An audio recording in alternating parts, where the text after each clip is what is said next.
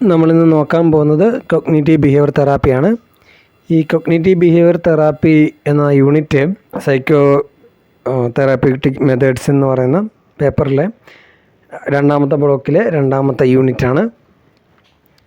ഇതിനകത്ത് ഒന്ന് ഹിസ്റ്ററി പറയുന്നുണ്ട്, പിന്നെ തിയറി ഓഫ് കോസേഷൻ പറയുന്നുണ്ട്, പിന്നെ ഡിസ്ഫങ്ഷണൽ തിങ്കിങ് ഉണ്ട്, പിന്നെ steps in cognitive behaviour therapy. ഇത് വളരെ ഇമ്പോർട്ടൻ്റ് ആയിട്ടുള്ളൊരു ടോപ്പിക്കാണ് കൊഗ്നിറ്റീവ് ബിഹേവിയർ തെറാപ്പി എന്ന് പറയുന്നത്. അതുകൊണ്ട് തന്നെ ഇത് വളരെ പ്രാധാന്യത്തോടു കൂടിയാണ് ഇവിടെ പറഞ്ഞിരിക്കുന്നത്. നമ്മളിത് നോക്കുന്നത് ഇതിൻ്റെ ഇഗ്നോയുടെ നോട്ട്സ് നമ്മൾ പറയുന്നുണ്ട്. അതിൻ്റെ ഒപ്പം തന്നെ ഈ നോട്ട്സിനകത്ത് ഇല്ലാത്ത കുറേ അഡീഷണൽ ഇൻഫർമേഷനും കൂടെ ഇതിനകത്ത് പറയുന്നുണ്ട്. അപ്പോൾ ആദ്യം തന്നെ നമുക്ക് കൊഗ്നിറ്റീവ് ബിഹേവിയർ തെറാപ്പി എന്താണെന്ന് നോക്കാം. കൊഗ്നിറ്റീവ് ബിഹേവിയർ തെറാപ്പി എന്ന് പറയുന്നത് അത് കൊഗ്നിഷന് വളരെ ഇമ്പോർട്ടൻസ് കൊടുത്തുകൊണ്ട് ഒരു വർക്ക് ചെയ്യുന്ന ഒരു തെറാപ്പിയാണ്. അതായത് നമ്മുടെ ഒരു സൈക്കോളജിക്കൽ പ്രശ്നങ്ങളുടെ കാരണമെന്ന് പറയുന്നത് നമ്മുടെ കൊഗ്നിറ്റീവ് ഫങ്ഷനാണ് എന്ന് വിശ്വസിക്കുകയും ഈ കൊഗ്നിറ്റീവ് ഫങ്ഷനകത്ത് കുറച്ച് മാറ്റങ്ങൾ വരുത്തിക്കൊണ്ട് സൈക്കോളജിക്കൽ പ്രോബ്ലംസെ മാറ്റാനും ശ്രമിക്കുന്ന ഒരു തെറാപ്പിയാണ് കൊഗ്നിറ്റീവ് ബിഹേവിയർ തെറാപ്പി എന്ന് പറയുന്നത്. ഇത് ഡെവലപ്പ് ചെയ്ത് ആരോൺ ബെക്ക് എന്ന് പറയുന്ന ആളാണ് ഡെവലപ്പ് ചെയ്തത്.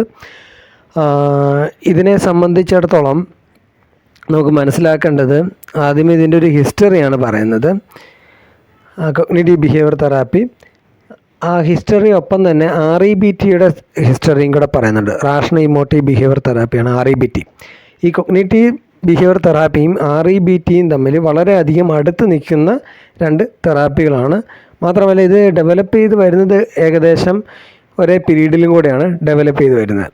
അപ്പോൾ ഇതിൻ്റെ ഹിസ്റ്ററിയെ സംബന്ധിച്ചിടത്തോളം ഇതിനകത്ത് ആദ്യം പറയുന്നൊരു പേരാണ് ആൽഫ്രഡ് ആഡ്ലറിൻ്റെ പേര്. ആൽഫ്രഡ് ആഡ്ലറാണ് ആദ്യം തന്നെ ഈ കൊഗ്നിറ്റീവ് പ്രോസസ്സിൻ്റെ ഇമ്പോർട്ടൻസിനെ സംബന്ധിച്ച് പറയുന്നത്. അപ്പം അദ്ദേഹത്തിൻ്റെ തിയറി ഉണ്ട് ഇൻഡിവിജ്വൽ സൈക്കോളജി എന്ന് പറയുന്നത്. അതിനകത്ത് അദ്ദേഹം കൃത്യമായിട്ട് തന്നെ ഒരു കോൺഷ്യസ് എഫേർട്ടിൻ്റെ ഇമ്പോർട്ടൻസിനെ സംബന്ധിച്ചിടത്തോളം ഡിസ്കസ് ചെയ്യുന്നുണ്ട്. നമുക്കറിയാം ആ ഒരു കാലത്ത് ഏറ്റവും അധികം ഇമ്പോർട്ടൻ്റ് ആയിട്ട് നിൽക്കുന്ന അല്ലെങ്കിൽ ഏറ്റവും അധികം ചർച്ച ചെയ്ത് നിൽക്കുന്ന ഒരു തെറാപ്പി എന്ന് പറയുന്നത് ഫ്രോയിഡിൻ്റെ സൈക്കോ അനാലിസിസ് ആണ്. അപ്പോൾ അങ്ങനെ നിൽക്കുന്ന സമയത്താണ് ആൽഫ്രഡ് ആഡ്ലർ ഈ കോൺഷ്യസിൻ്റെ എഫേർട്ടിനെ സംബന്ധിച്ച് പറയുന്നത്. അപ്പോൾ നമ്മുടെ ഈ കൊഗ്നിറ്റീവ് തെറാപ്പികൾ, അതായത് REBT ആയിക്കോട്ടെ, CBT ആയിക്കോട്ടെ, മറ്റേതെങ്കിലും തെറാപ്പി ആയിക്കോട്ടെ, അത് ഡെവലപ്പ് ചെയ്ത് വരാനായിട്ടുള്ള ചില കാരണങ്ങളുണ്ട്. അപ്പം ആ കാരണങ്ങളെ സംബന്ധിച്ചാണ് നമ്മൾ ഇതിനകത്തൊന്ന് ആദ്യമായിട്ട് നോക്കാൻ പോകുന്നത്. ഇപ്പം എന്താണ് റീസൺ എന്ന് ചോദിച്ചാൽ, ഒന്ന് ബിഹേവിയറിസത്തിൻ്റെ ഡെവലപ്മെൻറ്റും ആ ചില ബിഹേവിയറിസ്റ്റുകൾ കൊഗ്നിറ്റീവ് ആസ്പെക്ട്സിൻ്റെ ഇമ്പോർട്ടൻസിനെ സംബന്ധിച്ച് മെൻഷൻ ചെയ്യുകയും അല്ലെങ്കിൽ പഠിക്കുകയും ചെയ്തിട്ടുണ്ട്. ആ ഒരു ചേഞ്ചസ്, അതായത് ബിഹേവിയർ തെറാപ്പിയിൽ ഉണ്ടായിട്ടുള്ള ആ ഒരു ചേഞ്ചസ്, ഇപ്പോൾ ഒരു ഉദാഹരണം പറയുകയാണെങ്കിൽ ആൽബർട്ട് ബന്ദുര അല്ലെങ്കിൽ റോട്ടർ, ഇവരൊക്കെ തന്നെ കൊഗ്നിറ്റീവ് ആസ്പെക്ട്സിൻ്റെ ഇമ്പോർട്ടൻസിനെ പറ്റി പറഞ്ഞ ആളുകളാണ്. ഈ രണ്ടാമത്തെ ഇൻഫ്ലുവൻസ് എന്ന് പറഞ്ഞാൽ സൈക്കോ അനലിറ്റിക്കൽ തിയറിക്ക് ഈ ഡിപ്രഷൻ പോലുള്ള ഡിസോർഡറുകൾ കൈകാര്യം ചെയ്യുന്നതിനേക്കാൾ കൊഗ്നിറ്റീവായിട്ടുള്ള കാര്യങ്ങളിൽ ചേഞ്ചസ് കൊണ്ടുവരികയാണെങ്കിൽ അത്തരത്തിലുള്ള ഡിപ്രഷനെ ട്രീറ്റ് ചെയ്യാനായിട്ട് എളുപ്പം സാധിക്കുന്നു എന്നുള്ള ഒരു കണ്ടെത്തൽ. ഇപ്പം ഈ ആൽബർട്ട് എല്ലീസ് ആണേലും ഈ ആരോൺ ബെക്ക് ആണേലും അവരാദ്യമേ പ്രാക്ടീസ് ചെയ്തിരുന്ന സൈക്കോ അനലിറ്റിക്കൽ തിയറികളാണ്. അതിനുശേഷം ആരോൺ ബെക്ക് ഈ ഡിപ്രസ്ഡ് ആയിട്ടുള്ള പേഷ്യൻസിനെ ഈ സൈക്കോ അനലിറ്റിക്കൽ ട്രീറ്റ്മെൻറ്റുകൾ അല്ലെങ്കിൽ തെറാപ്പി ചെയ്തിരുന്ന സമയത്ത് അദ്ദേഹം നോട്ട് ചെയ്തൊരു കാര്യം എന്ന് പറഞ്ഞാൽ ഇവർക്ക് ഓട്ടോമാറ്റിക് നെഗറ്റീവ് തോട്ട്സ് ഉണ്ട് എന്ന് അദ്ദേഹം ഐഡൻറ്റിഫൈ ചെയ്യുന്നു. ഈ ഓട്ടോമാറ്റിക് നെഗറ്റീവ് തോട്ട്സുകൾ മാറ്റിക്കഴിഞ്ഞാൽ അവരുടെ ഡിപ്രഷനകത്ത് വലിയ ചേഞ്ച് ഉണ്ടാകുന്നു എന്ന് അദ്ദേഹം മനസ്സിലാക്കുന്നു. അപ്പോൾ അങ്ങനെയാണ് അദ്ദേഹം ഈ ഓട്ടോമാറ്റിക് നെഗറ്റീവ് തോട്ട്സിനകത്ത് വർക്ക് ചെയ്യാനായിട്ട് തുടങ്ങുന്നത്. ഇതേപോലെ തന്നെയാണ് നമ്മുടെ എല്ലീസും ചെയ്യുന്നത്. അപ്പം അങ്ങനെയാണ് ഇവർ രണ്ടുപേരും സൈക്കോ ഡൈനാമിക് പെർസ്പെക്റ്റീവിൽ നിന്ന് വന്ന് കൊഗ്നിറ്റീവിൻ്റെ ഇമ്പോർട്ടൻസ് മനസ്സിലാക്കിക്കൊണ്ട് ഡിപ്രഷനെ ട്രീറ്റ് ചെയ്യാനായിട്ട് തുടങ്ങുന്നത്. അപ്പോൾ ഇതാണ് ഇതിൻ്റെ ഒരു ഹിസ്റ്റോറിക്കലായിട്ടുള്ള ആസ്പെക്ട്സ് എന്ന് പറഞ്ഞാൽ. ഇനിയിപ്പോൾ വന്നിട്ട് ഈ ഒരു തിയറിയുടെ ഒരു ബേസ് എന്ന് പറയുന്നത്, അപ്പം ഈ കൊഗ്നിറ്റീവ് ബിഹേവിയർ തെറാപ്പി എങ്ങനെയാണ് ഒരാളുടെ പ്രശ്നത്തിൻ്റെ മനസ്സിലാക്കുന്നതെന്ന് നോക്കാം. അതായത് കൊഗ്നിറ്റീവ് ബിഹേവിയർ തെറാപ്പി മാത്രമല്ല, REBT ആണെങ്കിലും മറ്റ് ഇതര കൊഗ്നിറ്റീവ് തെറാപ്പികളുണ്ട്. ഇപ്പോൾ ഉദാഹരണം പറയുകയാണെങ്കിൽ മൾട്ടി മോഡൽ തെറാപ്പി ഉണ്ട്, ഡയലറ്റിക്കൽ ബിഹേവിയർ തെറാപ്പി ഉണ്ട്, സ്കീമ തെറാപ്പി. അപ്പോൾ നിങ്ങളൊരു കാര്യം ചെയ്യുക, ഈ ഒരു തെറാപ്പികളൊക്കെ ആരൊക്കെയാണ് ഡെവലപ്പ് ചെയ്തത് എന്നും കൂടെ ഒന്ന് മനസ്സിലാക്കി വെക്കുന്നത് നല്ലതാണ്. കാരണം ചില വൈവയ്ക്കൊക്കെ ഈ ഒരു ചോദ്യങ്ങൾ ചോദിക്കാറുണ്ട്. അപ്പോൾ അതും പഠിച്ചു വെച്ചേക്കാം. അപ്പോൾ നമ്മൾ ബാക്ക് ടു അവർ പോയിൻറ്റ്, അതായത് നമ്മൾ പറയുന്നത് ഈ CBT ആണെങ്കിലും REBT ആണെങ്കിലും മറ്റ് ഇതര കൊഗ്നിറ്റീവ് തെറാപ്പികളാണെങ്കിലും അവരെങ്ങനെയാണ് പ്രശ്നത്തെ മനസ്സിലാക്കുന്നത് എന്നാണ് നോക്കുന്നത്. അവർ പ്രശ്നത്തെ മനസ്സിലാക്കുന്നത് ഒരു ABC മോഡലിൻ്റെ അടിസ്ഥാനത്തിലാണ്. ABC മോഡൽ എന്ന് പറഞ്ഞാൽ, അതായത് ബിഹേവിയറിസം എന്താണ് പറയുന്നത്, സ്റ്റിമുലസ് ആണ് ഒരു റെസ്പോൺസ് ഉണ്ടാക്കുന്നത് എന്നാണ് ബിഹേവിയറിസം പറയുന്നത്. പക്ഷേ എന്നാൽ ABC മോഡൽ അല്ലെങ്കിൽ കൊഗ്നിറ്റീവ് തെറാപ്പി പറയുന്നതെന്ന് പറഞ്ഞാൽ സ്റ്റിമുലസ് അല്ല ഒരു റെസ്പോൺസ് ഉണ്ടാക്കുന്നത്, പകരം ആ സ്റ്റിമുലസിനോടുള്ള നമ്മുടെ തിങ്കിങ് എന്താണ്, അല്ലെങ്കിൽ നമ്മുടെ കൊഗ്നിഷൻ എങ്ങനെയാണ്, നമ്മുടെ ബിലീഫ് എന്താണ്, അതാണ് നമ്മുടെ റെസ്പോൺസിന് കാരണമാകുന്നത് എന്നാണ് കൊഗ്നിറ്റീവ് ബിഹേവിയർ തെറാപ്പി എന്ന് പറയുന്നത്. ഇതിനെയാണ് ABC മോഡൽ കൊണ്ട് ഇവർ എക്സ്പ്ലെയിൻ ചെയ്യാനായിട്ട് ശ്രമിക്കുന്നത്. ഇപ്പോൾ ഒരു ഉദാഹരണം പറയുകയാണെങ്കിൽ, ഞാനിപ്പോൾ റോഡിൽ കൂടെ നടന്നു പോകുന്നു, ഓപ്പോസിറ്റ് എൻ്റെ ഫ്രണ്ട് വരുന്നു, അവൻ എന്നെ കാണുന്നു പക്ഷെ മൈൻഡ് ആക്കുന്നില്ല. ഓക്കെ, ഇതിനെ നമ്മൾ പറയുന്നത് ആക്ടിവേറ്റിംഗ് ഈവൻ്റ് എന്നാണ്. അതായത് നമ്മുടെ സോഷ്യലായിട്ട് നടക്കുന്ന ഒരു ഈവൻറ്റ്, അതിനെ നമ്മൾ ആക്ടിവേറ്റിംഗ് ഈവൻ്റ് എന്നാണ് പറയുന്നത്. അപ്പം ഈ ആക്ടിവേറ്റിംഗ് ഈവൻ്റ് നടക്കുന്നു. അപ്പം ഞാൻ ചിന്തിക്കുകയാണ്, ഓക്കെ, അവൻ എന്നെ ഇഷ്ടമില്ലാത്ത, അല്ല അവൻ എന്നെ നോക്കാഞ്ഞത്, മൈൻഡ് ആക്കാഞ്ഞത് അവൻ എന്നെ ഇഷ്ടമില്ലാത്തതുകൊണ്ടാണ് എന്ന് ഞാൻ ചിന്തിക്കുകയാണ്. അതിനെ നമ്മൾ അങ്ങനെ ഒരു ചിന്തേനെ നമ്മൾ ഇൻഫറൻസ് എന്നാണ് പറയുന്നത്. അത് നിങ്ങൾ നോട്ട് ചെയ്ത് വെച്ചേക്കുക, ഇൻഫറൻസ്. അപ്പം ഇങ്ങനെ ചിന്തിക്കുമ്പോൾ ഓട്ടോമാറ്റിക്കലി എൻ്റെ ഉണ്ടാകുന്ന ഒരു റെസ്പോൺസ് എന്താണ്, അത് ഇമോഷണൽ റെസ്പോൺസ് ആവാം, ബിഹേവിയർ റെസ്പോൺസ് ആവാം. ഓക്കെ, എനിക്ക് തോന്നുന്നു അപ്പം ഭയങ്കര ഒരു സാഡായിരിക്കും എനിക്ക് തോന്നുന്നത്, അല്ലെങ്കിൽ എന്നാലും ഒരു വിഷമോ അല്ലെങ്കിൽ അങ്ങനെ ഒരു അവസ്ഥയായിരിക്കും എനിക്ക് തോന്നുന്നത്.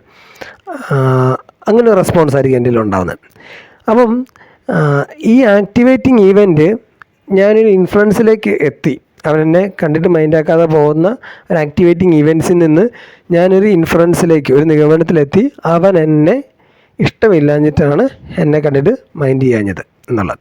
ഈ ഇൻഫ്ലുവൻസിനെ ഡിറ്റർമൈൻ ചെയ്യുന്ന ഫാക്ടറാണ് എന്ത്, ബിലീഫ് എന്ന് പറയുന്നത്, നമ്മുടെ കോർ ബിലീഫ് എന്ന് പറയുന്നത്. നമ്മുടെ കോർ ബിലീഫ് എന്ന് പറഞ്ഞാൽ നമ്മുടെ സ്കീമാന്നോ ഒക്കെ അതിനെ എക്സ്പ്ലെയിൻ ചെയ്യാനായിട്ട് പറ്റും, പല രീതിയിൽ അതിനെ പറയുന്നുണ്ട്. നമുക്ക് കോർ ബിലീഫ് എന്ന് തന്നെ മനസ്സിലാക്കാം. അതായത് കോർ ബിലീഫ് എന്ന് പറഞ്ഞു കഴിഞ്ഞാൽ വളരെ ഇൻറ്റൻസീവായിട്ട് കിടക്കുന്ന എൻ്റെ ഒരു ബിലീഫാണ്. എന്നെ സംബന്ധിച്ചാവാം, മറ്റൊരാളെ സംബന്ധിച്ചാവാം, അങ്ങനെ ഒരു ബിലീഫ് ഉണ്ടാവും.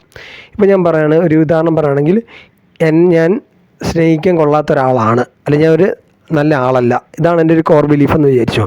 ഇങ്ങനൊരു കോർ ബിലീഫ് ഉള്ള എനിക്ക് എന്ത് ചെയ്യാൻ വേണ്ടി പറ്റും, അവൻ എന്നെ കണ്ടിട്ട് മൈൻഡാക്കാതെ പോയത് എന്നെ ഇഷ്ടമില്ലാഞ്ഞിട്ടാണ് എന്ന് ചിന്തിക്കാനായിട്ട് കാരണമാകുന്നുണ്ട്.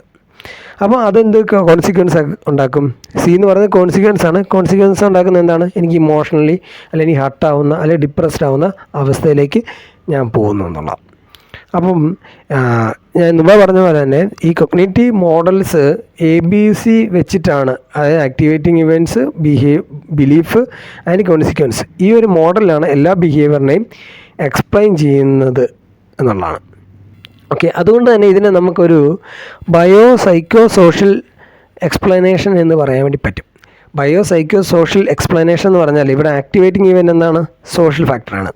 സൈക്കോളജിക്കൽ ഈവൻ്റ് ആണ് നമ്മുടെ ബിലീഫാണ്. ഓക്കെ, അല്ലെങ്കിൽ നമ്മുടെ കൊഗ്നിറ്റീവ് പ്രോസസ്സിനെ നമുക്ക് സൈക്കോളജിക്കൽ ഇതെന്ന് പറയാം. ബയോ എന്ന് പറയുന്നത് എന്താണ്, എനിക്ക് ഫിസിയോളജിക്കലായിട്ടുള്ള ചേഞ്ചസ് അടക്കം വരുന്നുണ്ട്. അതുകൊണ്ട് തന്നെ നമുക്ക് ഇതിനെ ബയോ സൈക്കോ സോഷ്യൽ മോഡൽ അല്ല എക്സ്പ്ലനേഷൻ എന്നും കൂടെ വിളിക്കാനായിട്ട് സാധിക്കും. അപ്പം പലർക്കും ഉണ്ടാകുന്ന സംശയമാണ്, അപ്പം എന്താണ് REBT, എന്താണ് CBT, ഇവ തമ്മിലുള്ള വ്യത്യാസം എന്താണ്? ഇവ തമ്മിൽ പല തരത്തിലുള്ള സിമിലാരിറ്റീസ് ഉണ്ട്, പല രീതിയിൽ വർക്കിങ്ങിനകത്തുള്ള സിമിലാരിറ്റീസ് ഉണ്ട്. അപ്പോൾ ഇവ തമ്മിലുള്ള ഡിഫറൻസും കൂടെ ജസ്റ്റ് ഒന്ന് പറഞ്ഞു വിടാം. അതായത് CBT മെയിനായിട്ട് ഫോക്കസ് ചെയ്യുന്നത് നമ്മൾ മുമ്പ് പറഞ്ഞ പോലെ ഇൻഫറൻസിലാണ്. ഒരു ആളുടെ ഒരു വിഷയത്തോട് സിറ്റുവേഷൻ ഉണ്ടാകുന്ന ചിന്തനെയാണ് CBT പ്രധാനമായിട്ട് ഫോക്കസ് ചെയ്യുന്നത്. എന്നാൽ REBT ഫോക്കസ് ചെയ്യുന്നത് ഒരാളുടെ കോർ ബിലീഫിനെയാണ്. ആ കോർ ബിലീഫിനെ ചേഞ്ച് ചെയ്യാനായിട്ടാണ് REBT ശ്രമിക്കുന്നത്. ഓക്കെ, അപ്പോൾ അതുകൊണ്ട് തന്നെ അവർ രണ്ടുപേരും ഉപയോഗിക്കുന്ന ടെക്നിക്കുകളിനകത്തൊക്കെ ഒരുപാട് വ്യത്യാസങ്ങളൊക്കെ നമുക്ക് കാണാനായിട്ട് സാധിക്കുന്നുണ്ട്. ഇനി നമുക്ക് മുന്നോട്ട് പോവുകയാണെങ്കിൽ നമുക്ക് കാണാൻ വേണ്ടി പറ്റുന്നത് എന്താണ് ഡിസ്ഫങ്ഷണൽ തിങ്കിങ്ങിനെ സംബന്ധിച്ചാണ്. അതായത് ഡിസ്ഫങ്ഷണൽ തിങ്കിങ് എന്ന് ഉദ്ദേശിക്കുന്നത് നമുക്ക് ഡിസ്ട്രെസ് ഉണ്ടാക്കുന്ന, നമുക്ക് എക്സ്ട്രീമായിട്ടുള്ള ഇമോഷൻ ഉണ്ടാക്കുന്ന, അല്ലെങ്കിൽ നമ്മളെ ഒരു ഗോൾ അച്ചീവ് ചെയ്യുന്നതിന് തടസ്സപ്പെടുന്ന എന്ത് തരം ചിന്തകളെയും നമുക്ക് ഡിസ്ഫങ്ഷണൽ തിങ്കിങ് എന്ന് പറയും. ഡിസ്ഫങ്ഷണൽ തിങ്കിങ് വരുന്നത് ഒന്നെങ്കിൽ ഇൻഫറൻസിൻ്റെ ലെവൽ വരാം, അല്ലെങ്കിൽ ഇവാലുവേഷൻ്റെ ലെവൽ വരാം, അല്ലെങ്കിൽ കോർ ബിലീഫിൻ്റെ ലെവൽ വരാം. എന്താണ് ഇൻഫറൻസ്, എന്താണ് ഇവാലുവേഷൻ, എന്താണ് കോർ ബിലീഫ് എന്നുള്ളത് നമുക്ക് നോക്കാം. അപ്പം ആദ്യം നിങ്ങളിത് മനസ്സിലാക്കുക. ഈ ഡിസ്ഫങ്ഷണൽ തിങ്കിങ് എന്ന് പറയുന്നത് ഈ 3 ലെവലിൽ എവിടെ വേണേലും വരാം. ആദ്യമായിട്ട് നമ്മൾ നോക്കുന്നത് ഇൻഫറൻസ് എന്താണ് എന്നുള്ളത്. ഇൻഫറൻസ് നമ്മുടെ ഉദാഹരണം പറഞ്ഞപ്പോൾ തന്നെ ഞാൻ പറഞ്ഞായിരുന്നു. അതായത് ഒരു ആക്ടിവേറ്റിംഗ് ഈവൻറ്റ്, ഞാൻ എൻ്റെ കൂട്ടുകാരനെ കാണുന്നു, അപ്പം എനിക്ക് തോന്നുന്നു അവൻ മൈൻഡ് ആക്കുന്നില്ല, അപ്പോൾ തോന്നുന്നു ഓക്കെ അവൻ എന്നെ ഇഷ്ടമില്ല എന്നുള്ളത് തോന്നും.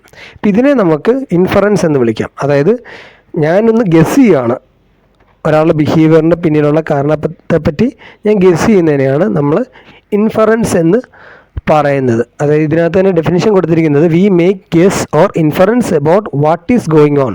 എന്താണ് സംഭവിക്കുന്നത് എന്നതിനെ പറ്റിയുള്ള ഗെസ്സിനെയാണ് നമ്മൾ ഇൻഫറൻസ് എന്ന് പറയുന്നത്. ഇതൊരു സ്റ്റേറ്റ്മെൻ്റ് ആവാം, ഒരു ഫാക്റ്റ് ആവാം, അങ്ങനെയൊക്കെ വരാം. ഓക്കെ, അപ്പം ഇതിനകത്ത് പല രീതിയിലുള്ള ഇറാഷണാലിറ്റി ഉണ്ടാവും. അപ്പോൾ ഒന്നാമത് പറയുകയാണെങ്കിൽ ബ്ലാക്ക് ആൻഡ് വൈറ്റ് തിങ്കിങ്, ഒരു തരത്തിലുള്ള ഇൻഫറൻസ് ഇറാഷണാലിറ്റിയാണ് ബ്ലാക്ക് ആൻഡ് വൈറ്റ് തിങ്കിങ് എന്ന് പറയുന്നത്. ബ്ലാക്ക് ആൻഡ് വൈറ്റ് തിങ്കിങ് എന്ന് പറയുന്നത് ഒന്നെങ്കിൽ നല്ലത് അല്ലെങ്കിൽ ചീത്ത, അല്ലെങ്കിൽ ഒന്നെങ്കിൽ എന്താണ് മോറൽ അല്ലെങ്കിൽ ഇമ്മോറൽ. അപ്പോൾ അങ്ങനെ തരത്തിലുള്ള ഏതെങ്കിലും ഒരു 2 എക്സ്ട്രീമിൽ കാണുന്നതിനെയാണ് നമ്മൾ ബ്ലാക്ക് ആൻഡ് വൈറ്റ് തിങ്കിങ് എന്ന് പറയുന്നത്. ഇതിന് മറ്റൊരു പേര് പറയുകയാണ് ഓൾ ഓർ നത്തിങ് തിങ്കിങ് എന്നൊക്കെ നമ്മളിതിനെ വിളിക്കാറുണ്ട്. ഒന്നെങ്കിൽ സക്സസ് അല്ലെങ്കിൽ ഫെയിലിയർ, എല്ലാത്തിൻ്റെയും എല്ലാ കാര്യത്തിൻ്റെയും എക്സ്ട്രീമിൽ കാണുക, ഒന്നെങ്കിൽ ബ്ലാക്ക് അല്ലെങ്കിൽ വൈറ്റ്. അപ്പോൾ അതുകൊണ്ടാണ് ബ്ലാക്ക് ആൻഡ് വൈറ്റ് തിങ്കിങ് എന്ന് ഇതിനെ പറയുന്നത്. അടുത്താണ് ഫിൽറ്ററിങ് എന്ന് പറയുന്നത്. ഫിൽറ്ററിങ് എന്ന് പറയുന്നത് നമ്മൾ ഏതൊരു സിറ്റുവേഷൻ്റെ എന്തെങ്കിലും ഒരു കാര്യത്തെ സംബന്ധിച്ചിടത്തോളം അതിൻ്റെ നെഗറ്റീവ് വശങ്ങളെ മാത്രം കാണുന്നതിനെയാണ് നമ്മൾ ഫിൽറ്ററിങ് എന്ന് പറയുന്നത്. അതായത് ഒന്നിൻ്റെ റോങ് ആയിട്ടുള്ള കാര്യങ്ങളാവാം, അപ്പോൾ അങ്ങനെയുള്ള ചിന്ത, അല്ലെങ്കിൽ മറ്റ് പല കാര്യങ്ങളെ സംബന്ധിച്ചിടത്തോളം നെഗറ്റീവായിട്ടുള്ള വശങ്ങളെ മാത്രമായിരിക്കും അവിടെ കാണുന്നത്. അപ്പോൾ അതിനെയാണ് നമ്മൾ ഫിൽറ്ററിങ് എന്ന് പറയുന്നത്. ഇനി അടുത്താണ് ഓവർ ജനറലൈസേഷൻ. ഓവർ ജനറലൈസേഷൻ എന്ന് പറയുന്നത് അതായത് ഏതെങ്കിലും ഒരു ഈവൻറ്റ് വെച്ചിട്ട് നമ്മളങ്ങ് ഓവറായിട്ടങ്ങ് ജനറലൈസ് ചെയ്യുന്നതിനെയാണ് ഓവർ ജനറലൈസേഷൻ എന്ന് പറയുന്നത്. അതായത് ഞാനിപ്പോൾ നടന്നു പോകുമ്പോൾ കാല് തട്ടുമ്പോൾ ഞാൻ വിശ്വസിക്കുകയാണ് ഓക്കെ ഇത് ഇനിയുള്ള വരാൻ പോകുന്ന എല്ലാ സാധനവും ഇത് തന്നെയായിരിക്കും. ചില അന്ധവിശ്വാസങ്ങളൊക്കെ ഉണ്ടല്ലോ, അതായത് ഇപ്പോൾ നമ്മൾ വീടിൻ്റെ രാവിലെ വെളിയിലോട്ട് ഇറങ്ങുമ്പോൾ തന്നെ തിരിച്ച് അകത്തോട്ട് കയറി തന്നെ ശരിയല്ല. അപ്പം വിചാരിക്കുകയാണ് ഓക്കെ ഇനിയുള്ള കാര്യങ്ങളെല്ലാം നടക്കാണ്ടി പോകുന്നത് ഇതേപോലെ ആയിരിക്കും, എല്ലാം മുടക്കമായിരിക്കും ഉണ്ടാകാണ്ടി പോകുന്നത് എന്ന് വിചാരിക്കുന്നു. എന്നുവെച്ചാൽ ഒരു ഇവൻ്റ് അങ്ങ് ജനറലൈസ് ചെയ്ത് കാണുകയാണ് അവിടെ ഉണ്ടാകുക. അടുത്താണ് മൈൻഡ് റീഡിങ് എന്ന് പറയുന്നത്. മൈൻഡ് റീഡിങ് എന്ന് പറയുന്നത് ബാക്കിയുള്ളവർ എന്താണ് ചിന്തിക്കുന്നത് എന്നുള്ളത് നമ്മൾ തന്നെ മനസ്സിലാക്കുക, അല്ലെങ്കിൽ നമ്മൾ തന്നെ മനസ്സിലാക്കുന്നു അവൻ ഇന്നതുകൊണ്ടാണ് അല്ലെങ്കിൽ അവൻ ഇന്നതാണ് ചിന്തിക്കുന്നത് എന്നുള്ളതാണ് ഈ മൈൻഡ് റീഡിങ് എന്നതുകൊണ്ട് ഉദ്ദേശിക്കുന്നത്. അതായത് mind reading involves making guesses about what other people are thinking. Okay, അതായത് ഇപ്പം എന്നോട് ചോദിക്കുകയാണ്, ഞാൻ രാവിലെ എഴുന്നേറ്റ് 10 മണിയായപ്പോഴാണ് എഴുന്നേറ്റ് വന്നതെന്ന് വിചാരിക്കുക. താഴെ വന്നപ്പോഴത്തേക്ക് അമ്മ പറയുന്നു നീ ഇന്ന് കഴിച്ചില്ലടാ എന്ന് ചോദിക്കുന്നു. അപ്പം വിചാരിക്കും ഞാൻ ഈ താമസിച്ച് എഴുന്നേറ്റ് വന്നുകൊണ്ട് അമ്മേനെ കളിയാക്കാൻ വേണ്ടിയാണ് പറഞ്ഞത്, എനിക്കാണ് ജോലിയും കൂലിയൊന്നുമില്ല. അപ്പോഴത്തേക്ക് അമ്മ എന്നെ കളിയാക്കാൻ വേണ്ടിയാണ് പറയുന്നത് എന്താണ് നീ ഇന്ന് കഴിച്ചില്ലടാ എന്നുള്ളത്. സത്യത്തിൽ അമ്മ അതൊന്നും ഉദ്ദേശിച്ചായിരിക്കത്തില്ല പറഞ്ഞത്.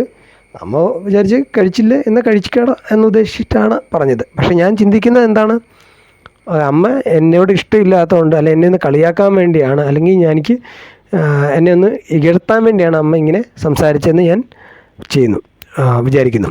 ഇതൊരു മൈൻഡ് റീഡിംഗ് ആണ്. ഇനി അടുത്താണ് ഫോർച്യൂൺ ടെല്ലിംഗ് എന്ന് പറയുന്നത്. ഫോർച്യൂൺ ടെല്ലിംഗ് എന്ന് പറഞ്ഞാൽ എടുക്കട്ടെ. ഫോർച്യൂൺ ടെല്ലിംഗ് എന്ന് പറഞ്ഞാൽ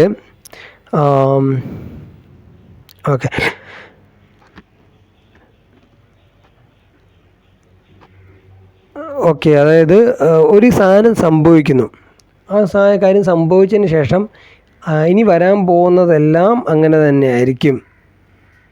അതായത് ഞാൻ ഒരു പരീക്ഷ എഴുതി, ഒന്നാമത്തെ പരീക്ഷയ്ക്ക് ഞാൻ നോക്കുമ്പോൾ എനിക്ക് മാർക്ക് കുറവാണ്. ഞാനപ്പോൾ വിചാരിക്കുകയാണ് ഇനി വരുന്ന എല്ലാ പരീക്ഷയ്ക്കും ഇത് തന്നെ ആയിരിക്കും, എനിക്ക് മാർക്ക് കുറവായിരിക്കും കിട്ടാൻ വേണ്ടി പോകുന്നത് എന്ന് ഞാൻ വിചാരിക്കുക. ചിലപ്പം അടുത്ത പരീക്ഷ എനിക്ക് മാർക്ക് കൂടുതലായിരിക്കാം സംഭവിക്കുന്നത്. പക്ഷേ ഞാൻ ഒന്നിനെ വെച്ചുകൊണ്ട് അങ്ങ് എൻ്റെ ഭാവി വരുന്ന കാര്യങ്ങളെല്ലാം തന്നെ ഇങ്ങനെ ആയിരിക്കും എന്ന് ഞാനങ്ങ് വിചാരിക്കുകയാണ്. ഫോർച്യൂൺ ടെല്ലിങ്, അതായത് ഭാവി വരുന്ന കാര്യങ്ങളെല്ലാം തന്നെ ഈ നെഗറ്റീവായിട്ട് തന്നെ ആയിരിക്കും വരാൻ വേണ്ടി പോകുന്നതെന്ന് ഞാൻ വിചാരിക്കുകയാണ്. അടുത്താണ് ഇമോഷണൽ റീസണിങ് എന്ന് പറയുന്നത്. ഇമോഷണൽ റീസണിങ് എന്ന് പറഞ്ഞാൽ നമുക്ക് എന്തെങ്കിലും ഒരു ഇവൻറ്റ് സംഭവിക്കുന്നു, എന്തെങ്കിലും ഒരു പ്രശ്നം സംഭവിക്കുന്നു എന്ന് വിചാരിക്കാം. അപ്പോൾ അവിടെ നമ്മൾ ഇമോഷണലായിട്ടായിരിക്കും ചിന്തിക്കുന്നത്. ആ ഒരു ചിന്തിക്കുന്ന ആ ഒരു സാധനത്തെ നമ്മൾ റിയാലിറ്റി ആയിട്ട് വിചാരിക്കുകയാണ് ചെയ്യുന്നത്. അതായത് ഞാനൊരു എക്സാമിന് തോറ്റുപോയി എന്ന് വിചാരിക്കുന്നു. അപ്പോൾ ഞാൻ വിചാരിക്കുകയാണ് എനിക്ക് വലിയ കഴിവില്ലാത്തതുകൊണ്ടാണ് ഞാൻ എക്സാമിന് തോറ്റുപോയത് എന്ന് വിചാരിക്കുന്നു. അത് ഞാൻ റിയാലിറ്റി ആക്കി അങ്ങ് എടുക്കുകയാണ് ചെയ്യുന്നത്. ചിലപ്പോൾ എനിക്ക് മറ്റ് പല ടാലൻസ് ഉണ്ടായിരിക്കും, പക്ഷെ അതൊന്നും ഞാൻ കാണുന്നില്ല. എനിക്ക് യാതൊരു കഴിവില്ല, അതുകൊണ്ടാണ് ഞാൻ എക്സാമിന് തോറ്റുപോയത് എന്ന് ഞാൻ ആ ഇമോഷണലി ബേസ് ചെയ്ത് ചിന്തിച്ചതിനെ അതിനെ റിയാലിറ്റി ആയിട്ട് എടുത്തതിനെയാണ് നമ്മൾ ഇമോഷണൽ റീസണിങ് എന്ന് പറയുന്നത്. ഓക്കെ, അല്ലെങ്കിൽ വേറൊരു ഉദാഹരണം പറയുന്നത്, if I am angry you must have done something to make me so. Okay, അങ്ങനെയുള്ള ഉദാഹരണം പറയുന്നുണ്ട്. അടുത്താണ് പേഴ്സണലൈസേഷൻ. പേഴ്സണലൈസേഷൻ എന്ന് പറഞ്ഞാൽ എന്തെങ്കിലും ഒരു ഇവൻറ്റ് സംഭവിച്ചാൽ അത് ഞാനുമായിട്ട് യാതൊരു ബന്ധമില്ലെങ്കിൽ കൂടിയും അതിൻ്റെ ഉത്തരവാദിത്വം ഞാൻ ഏറ്റെടുക്കുന്നതിനെയാണ് പേഴ്സണലൈസേഷൻ എന്ന് പറയുന്നത്. ഇപ്പം എൻ്റെ ഒരു കൂട്ടുകാരനും ഞാനും കൂടെ കടയിൽ പോകുന്നു, ബൈക്കിലാണ് പോകുന്നത്. അപ്പോൾ ആക്സിഡൻറ്റാണ്, ഞാൻ പുറകെ ഇരിക്കുന്നു, അവൻ വണ്ടി ഓടിക്കുന്നു. അപ്പം വണ്ടി എവിടെയെങ്കിലും പോയി ആക്സിഡൻ്റ് ആയെന്ന് വിചാരിക്കുക. അപ്പം ഞാൻ വിചാരിക്കുകയാണ്, നീ കാരണം അല്ലടാ ഇതൊക്കെ സംഭവിച്ചത്, എനിക്കല്ലെങ്കിലും കഷ്ടകാലമാണ്, എനിക്ക് അപ്പോഴും അറിയാമായിരുന്നു ഞാൻ നിൻ്റെ കൂടെ കൂടിക്കഴിഞ്ഞാൽ നിൻ്റെ ജീവിതം തന്നെ കട്ടപ്പുകയാവുമെന്ന് എനിക്കറിയാം, ഞാൻ കാരണമാണ് ഇതൊക്കെ നിനക്ക് സംഭവിച്ചത് എന്ന് പറയുന്നതിനാണ് നമ്മൾ പേഴ്സണലൈസേഷൻ എന്ന് പറയുന്നത്. ഓക്കെ, ഇനി നമ്മുടെ തിങ്കിങ്ങിൻ്റെ രണ്ടാമത്തെ ലെവലാണ് ഇവാലുവേഷൻ എന്ന് പറയുന്നത്. ഈ ഇവാലുവേഷനകത്ത് ഒരുപാട് തരത്തിലുള്ള പ്രശ്നങ്ങൾ ഉണ്ടാകുന്നുണ്ട്. പ്രശ്നങ്ങൾ 4ആയിട്ടാണ് തിരിച്ചിരിക്കുന്നത്. 1 ഡിമാൻഡിങ്നെസ്, 2 ഓഫുളീസിങ്, 2 ഇൻടോളറൻസ്, 4 പീപ്പിൾ റേറ്റിംഗ്. ഒന്നാമത് ഡിമാൻഡിങ്നെസ് എന്താണെന്ന് നോക്കാം. ഡിമാൻഡിങ്നെസ് എന്ന് പറഞ്ഞാൽ ഒരു യൂണിവേഴ്സലായിട്ടുള്ള ചില ഷുഡ്സ് മസ്റ്റ് ഒക്കെ നമ്മൾ അപ്ലൈ ചെയ്യാറുണ്ട് ജീവിതത്തിൽ. അത് ഇങ്ങനെയേ ആവാവുള്ളൂ എന്നുള്ളത് നമ്മൾ വിചാരിക്കാറുണ്ട്. അല്ലെങ്കിൽ ഇതിങ്ങനെ ആവരുത്, ഒരിക്കലും ഇങ്ങനെ ആവരുത്, അങ്ങനെ ചില ഡിമാൻഡുകൾ വെക്കുന്നുണ്ട്. ഇപ്പോൾ ഒരു ഉദാഹരണം പറയുകയാണെങ്കിൽ ചില ആളുകൾ സമയത്തെ സംബന്ധിച്ചിടത്തോളം ഭയങ്കര ഡിമാൻഡിങ് ആയിരിക്കും. ഓൺ ടൈമിൽ ചെല്ലുക, അങ്ങനെ ചെന്നില്ലെങ്കിൽ ഭയങ്കര പ്രശ്നമായിട്ട് വിചാരിക്കും. അല്ലെങ്കിൽ ഭയങ്കര വൃത്തിയായിരിക്കുക, എപ്പോഴും നല്ല വൃത്തിയായിരിക്കുക എന്നുള്ള സാധനം, അതില്ലെങ്കിൽ ഭയങ്കര പ്രശ്നമായിരിക്കും. അപ്പം ഇങ്ങനെ ചില കണ്ടീഷൻസ്, ചില ഡിമാൻഡ്സുകൾ വെക്കുന്നതിനെയാണ് നമ്മൾ ഡിമാൻഡിങ്നെസ് എന്ന് പറയുന്നത്. ഓക്കെ, അടുത്താണ് ഓഫുളീസിങ് എന്ന് പറയുന്നത്. അതായത് നമ്മുടെ പാസ്റ്റിൻ്റെ, പ്രസൻറ്റിൻ്റെ, ഫ്യൂച്ചറിലായിട്ടുള്ള ഇവൻറ്റ്സിൻ്റെ നമ്മൾ ഭയങ്കരമായിട്ട് എക്സാജറേറ്റ് ചെയ്ത് കാണുന്നതിനെയാണ് ഓഫുളീസിങ് എന്ന് പറയുന്നത്. അതെന്ന് വെച്ചാൽ വളരെ എക്സ്ട്രീമായിട്ടായിരിക്കും അങ്ങനെയുള്ള ആളുകൾ കാണുന്നത്. ഇപ്പം പറയാണ് ഒരു വൃത്തിയിൽ ഭയങ്കര ഡിമാൻഡിങ്നെസ് ഉള്ള ആളാണെന്ന് വിചാരിക്കാം. അയാളുടെ ബുക്ക് ഒരു ഡിസോർഡറായിട്ട് ഇരിക്കുകയാണെങ്കിൽ അയാൾക്ക് സഹിക്കാൻ പറ്റത്തില്ല, ഭയങ്കരമായിട്ടൊരു ഇറിറ്റേഷനും ഭയങ്കരമായിട്ടൊരു ഇതായിരിക്കും അയാൾക്ക് ഉണ്ടാവുക. അങ്ങനെ അല്ലെങ്കിൽ സമയത്ത് ഭയങ്കര ഇതായിട്ട് കാണുന്ന ആൾ സംബന്ധിച്ചിടത്തോളം അയാൾക്ക് സമയത്ത് എത്താനായിട്ട് സാധിക്കുന്നില്ലെങ്കിൽ ഭയങ്കര എന്തോ സംഭവിക്കും എന്നുള്ള നിലയിലായിരിക്കും അയാൾ, അല്ലെങ്കിൽ ജീവിതം തന്നെ അങ്ങ് ഇല്ലാണ്ടായി പോവും എന്നുള്ള നിലയിലായിരിക്കും അയാൾ ചിന്തിക്കുക. അപ്പം ഇതിനെയാണ് നമ്മൾ ഓഫുളീസിങ് എന്ന് പറയുന്നത്. ഇനി അടുത്താണ് ഇൻടോളറൻസ്. ഇതിനകത്ത് നമ്മുടെ ഇഗ്നോയ്ക്കകത്ത് പറയുന്നത് ഈ ഡിസ്കംഫർട്ട് ഇൻടോളറൻസ് എന്നാണ്. ഡിസ്കംഫർട്ട് ഇൻടോളറൻസ് എന്ന് പറയുന്നത് അതൊരു 1 ഓഫ് ദി ഇൻടോളറൻസ് മാത്രമേ ആവുന്നുള്ളൂ. ഇൻടോളറൻസിനെ തന്നെ നമുക്ക് 4ആയിട്ട് തിരിക്കാൻ പറ്റും. അതിനകത്ത് 1 ഓഫ് ദി ഇൻടോളറൻസ് ആണ് ഡിസ്കംഫർട്ട് ഇൻടോളറൻസ് എന്ന് പറയുന്നത്. അപ്പോൾ ഇൻടോളറൻസ് എന്ന് മനസ്സിലാക്കുക. ഇൻടോളറൻസ് എന്ന് പറഞ്ഞാൽ നമുക്ക് നമ്മുടെ കഴിവിനെ സംബന്ധിച്ച്, അല്ലെങ്കിൽ നമുക്ക് ചെയ്യാൻ സാധിക്കത്തില്ല എന്നുള്ളത്, അതെനിക്ക് സഹിക്കാൻ പറ്റത്തില്ല, ആ ഒരു കണ്ടീഷൻ എനിക്ക് ഫേസ് ചെയ്യാൻ പറ്റത്തില്ല എന്നുള്ള തരത്തിലുള്ള ചിന്തകളെയാണ് ഇൻടോളറൻസ് എന്ന് ഉദ്ദേശിക്കുന്നത്. ഇപ്പോൾ ഒരു ഉദാഹരണം പറയുകയാണെങ്കിൽ ഒരാൾക്ക് എല്ലാ സാധനവും അണ്ടർ കൺട്രോൾ ആയിരിക്കണം, ഓക്കെ, അങ്ങനെയാണെങ്കിൽ മാത്രമേ അയാൾക്ക് കംഫർട്ടായിട്ട് മുന്നോട്ട് പോകാൻ വേണ്ടി പറ്റത്തുള്ളൂ. അങ്ങനെ ഉള്ള ഒരാൾ. അപ്പോൾ അയാളെ സംബന്ധിച്ചിടത്തോളം പ്ലെയിനിൽ കയറാൻ വേണ്ടി പറ്റത്തില്ല, ഓട്ടോയിൽ കയറാൻ പറ്റത്തില്ല, ബസ്സിൽ കയറാൻ പറ്റത്തില്ല. കാരണം ഇതൊന്നും ഓടിക്കുന്ന അയാളല്ല, അയാളുടെ കൺട്രോളിലല്ലേ ഈ കാര്യങ്ങളൊക്കെ നിൽക്കുന്നത്. അപ്പോൾ ഇങ്ങനെയുള്ള സിറ്റുവേഷനിൽ അയാളെ സംബന്ധിച്ചിടത്തോളം അത് അംഗീകരിക്കാൻ പോലും പറ്റത്തില്ല, അല്ലെങ്കിൽ അത് അക്സെപ്റ്റ് ചെയ്യാൻ പറ്റത്തില്ല. അല്ലെങ്കിൽ അങ്ങനെയുള്ള സിറ്റുവേഷൻ ഭയങ്കരമായിട്ടൊരു ഒരു നെഗറ്റീവ് ഫീലിംഗ് ഉണ്ടാകും. അതിന് മാക്സിമം അവോയ്ഡ് ചെയ്യാനായിരിക്കും ശ്രമിക്കുന്നത്. അപ്പോൾ ഇതിനെയാണ് ഇൻടോളറൻസ് എന്ന് പറയുന്നത്.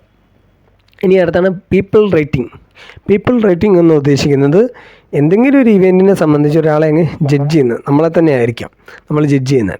അപ്പോൾ അതായത് ഞാൻ ഒരു എക്സാമിന് തോറ്റു, എന്നെ കൊണ്ട് ഒന്നിനും കൊള്ളത്തില്ല, എനിക്ക് യാതൊരു കഴിവുമില്ല, ഞാൻ വളരെ യൂസ്ലെസ് ആയിട്ടുള്ള ആളാണ് എന്നുള്ള ചിന്ത.